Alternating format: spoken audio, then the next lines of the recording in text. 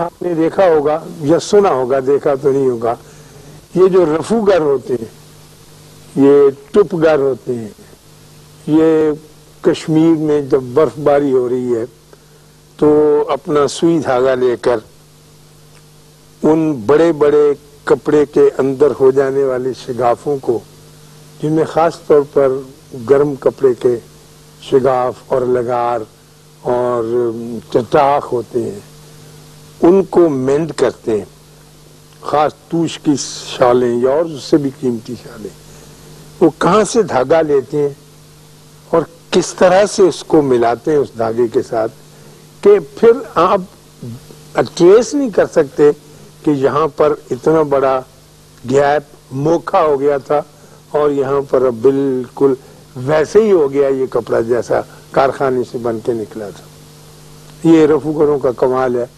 وہ اپنی چادر لے کے، غریب لوگ، اور اپنی کانگڑی سلگا کے، کانگڑی مٹی کی ایک انگیٹھی ہوتی، اس میں کوئلے ڈال کے وہ پیٹ کے پاس رکھتے ہیں، گلابی چائے پیتے ہیں، دیوار کے ساتھ بیٹھتے ہیں، اور بہت بھلے لوگ ہوتے ہیں۔ یہ کشمیری لوگ بہت ہی بھلی کمیونٹی ہے، کیونکہ وہ اپنا تجزیہ بھی کرتے رہتے ہیں، بلکہ اپنا تجزیہ ہی کرتے رہتے ہیں، اور ان کو پتہ چلتا رہتا ہے اپنے سیلف کا، جو سیلف لے کر انسان پیدا ہوا تھا۔ ہم نے تو اپنے سیلف کے اوپر، جیسا کہ میں نے پچھلے دنوں بتایا تھا، بہت بڑے بڑے سائن بورڈ لگا لیے ہیں، اپنے نام بدل لیے ہیں، اپنی ذات کے اوپر ہم نے پینٹ کر لیا ہے۔ ہم جب بھی ملتے ہیں، میں اس اشفاق کی طرح نہیں ملتا جو میں پیدا ہوا تھا۔ میں تو ایک رائٹر، ایک دانشور، ایک سیاستدان، ایک مکار، ایک ٹیچر، یہ سارے لگے ہوئے ہیں۔ اس طرح سے آپ جب ملتے ہیں مجھ سے تو آپ اپنے اپنے سائن بورڈ مجھے دکھاتے ہیں، اصل سیلف کہاں ہے وہ نہیں ملتی، اور اصل سیلف جو اللہ نے دے کے پیدا کی ہے وہ تبھی ملتی ہے جب آدمی اپنے نفس کو پہچانتا ہے، لیکن جب وہ اکیلا بیٹھنے کی عادت ہے، کوئی اس کو من عرفہ نفس عرفہ ربہ، جس نے اپنے نفس کو پہچان لیا، اس نے اپنے رب کو پہچان لیا کہ میں کون ہوں، تو اس میں پھنسے ہوئے چلے آ رہے ہیں۔ لیکن وہ لوگ خوش قسمت ہیں کہ باوس اس کے علم زیادہ نہیں جانتے، ان کو تعلیم بھی کچھ زیادہ نہیں ہے، لیکن وہ علم ان پر وارد ہوتا رہتا ہے جو ایک خاموش آدمی کو اپنی ذات کے ساتھ دیر تک بیٹھنے میں عطا ہوتا ہے۔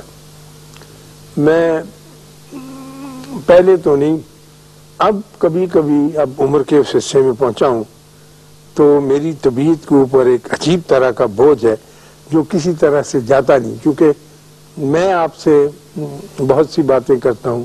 اب میں چاہوں گا کہ میں اپنی مشکل آپ کے سامنے بیان کروں اور آپ بھی میری مدد کریں، کیونکہ یہ آپ کا بھی فرض بنتا ہے کہ آپ مجھ جیسے پائمال اور پریشان اور درد مند آدمی کا سہارا بنے۔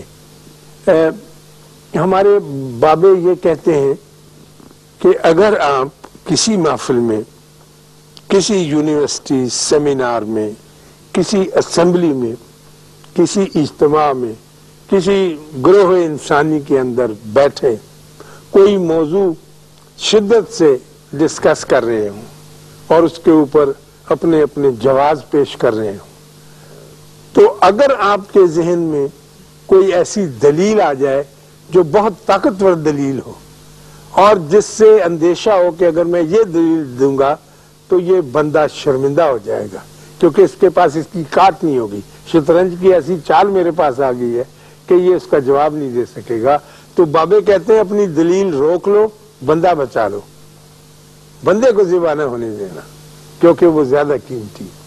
تو ہم نے تو کبھی ساری زندگی ایسا کیا ہی نہیں، ہم تو کہتے ہیں کہ میں تو کھڑکار پا جائیں گے، ہماری بیویاں کئی دفعہ آتی کہ آپا جی میں تو پھر سیدھی ہو گئی ہوں، ایسا سنبھالیا کہ وہ تھر تھر کمبن لگی، میں ایک ایک سنائی ہوں، وہی ماسی دیا کرتوتا، وہی پھوپھی دیا پھوپھا، جو بھی کچھ کرتا ہے بندہ کمزور ہے، ہم بھی ایسے ہی کرتے ہیں۔ تو میں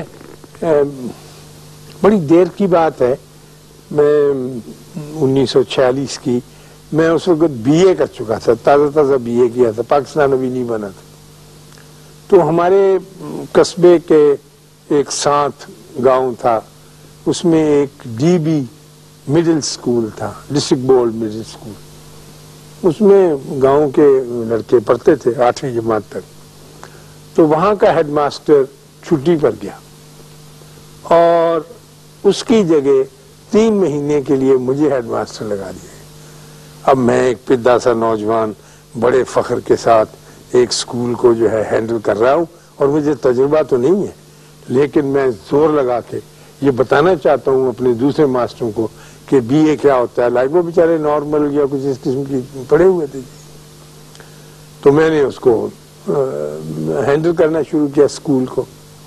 تو جیسا کہ نئے آدمیوں کی عادت ہوتی ہے یا جو بھی نیا آتا ہے وہ ہمیشہ سسٹم ٹھیک کرنے پر لگ جاتا ہے.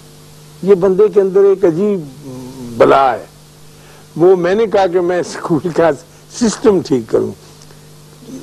مجھے چاہیے تھا کہ میں پڑھاتا اور بہتر طور پر پڑھاتا اور سسٹم جو چل رہا تھا چلنے دیتا، لیکن میں نے کہا نہیں اس کا سسٹم. چنانچہ میں نے کہا یہ گملہ ادھر نہیں ادھر ہونا چاہیے. وہ جو سن فلاور ہوتا ہے مجھے بہت برا لگتا ہے، پیلا پھول، میں نے کہا اس کو نکال دو، گلاب لگاؤ. یعنی یہ سسٹم تبدیل ہو رہا ہے. اور اگلا پھٹا پیچھے کر دو، پچھلا آگے کر دو، گیرو لگا دو سرخ رنگ کا، گملوں کے اوپر وہ فلانی سفیدی کر دو. یہ سسٹم سارا. اور ماسٹر صاحبان جو ہیں وہ پگڑی باندھ کے کلف لگا کے آیا کرے. وہ ماسٹر بیچارے بھی عذاب میں مبتلا ہو گئے کہ کیا. تو وہاں 4تھی جماعت کا ایک اسٹوڈنٹ تھا، وہاں پہاڑے کہلواتے تھے. آخری وقت میں شام کو جب ہم چھوڑ کے جاتے تھے تو 6 کا پہاڑا تھا اور ماسٹر صاحب رہے تھے کہ 6 کم 6 دنی 12 6 جی 18 6 چوک 24 6 36 10 تک 60. تو وہ اسٹوڈنٹ ٹھیک پڑھ رہے تھے، سنا رہے تھے.